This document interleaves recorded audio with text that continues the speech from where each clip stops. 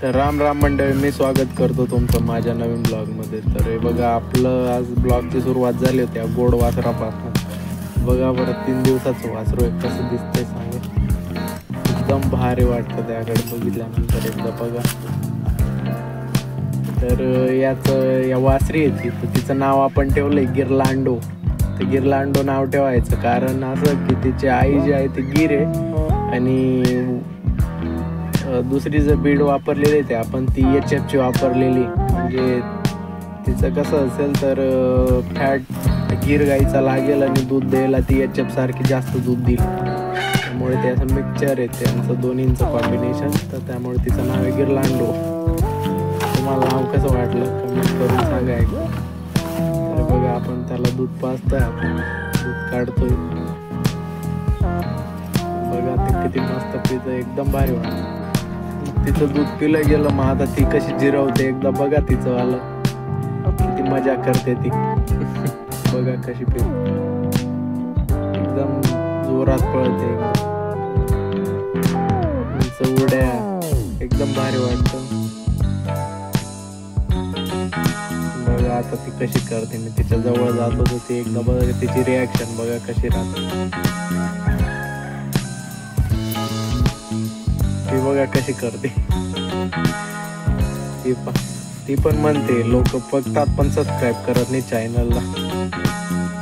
त्यामुळे घ्या बरं चॅनलला सबस्क्राईब करून एकदा. तिला पण राग येतो तर बघा तिची रिॲक्शन.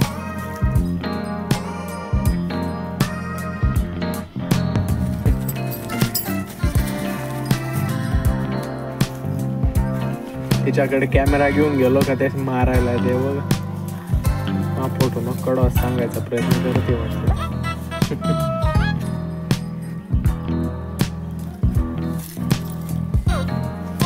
राग येतोय कशाच तर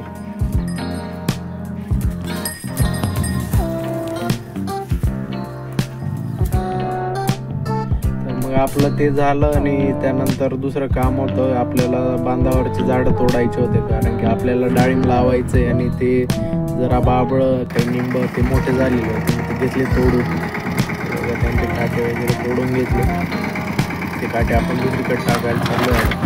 नंतर आपल्याला फोन आला की तुमची पाईपलाईन लीक झालेली आहे. पाईपलाईन लीक झालेली बघायला चाललो. रस्त्याशी संघर्ष बघा रस्ता पूर्ण एवढे खड्डे पडून गेलेले आहेत त्याला. तर ते पाहिलं आणि त्यानंतर पोचलो आपण आपल्या लेकच्या ठिकाणावर. तर बघा मित्रांनो, उंदराने किती मस्त प्रकारे कला करून ठेवलेली आहे. खालून पाणी निघतंय. तर आता लेक काढायचा आणि त्यानंतर आपण गायला चारा वगैरे घेऊन घेतला आणि निघालो परत घराच्या दिशेने. त्यानंतर मग आपलं संध्याकाळी ट्रॅक्टर फसून गेलं. ट्रॅक्टर काढायला आलो, बघू शकता तुम्ही फसून गेला आपल्याला. आलो मोठं ट्रॅक्टर घेऊन 2-3 आड्या अडकून.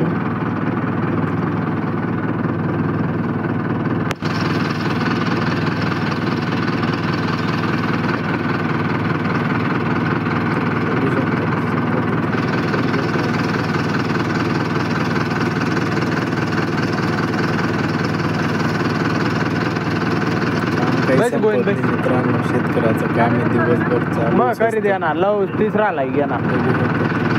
नाही बी करायला काही नाही तुले. मी सगळी नोडीची जातो तरी बी तुम्हाला मी चालूच करणार नाही ट्रॅक्टर. तो असं जोर बीड तू टाकायला तुम्हाला नाही ओढच म्हणे काय न चालू करताच घेतला ना ओढून. बघा कसं ओढतो त्याने. चालूच केलं नाही, सहज काढून घेतलं एकदम. तर धन्यवाद मित्रांनो, भेटू पुढच्या ब्लॉगमध्ये.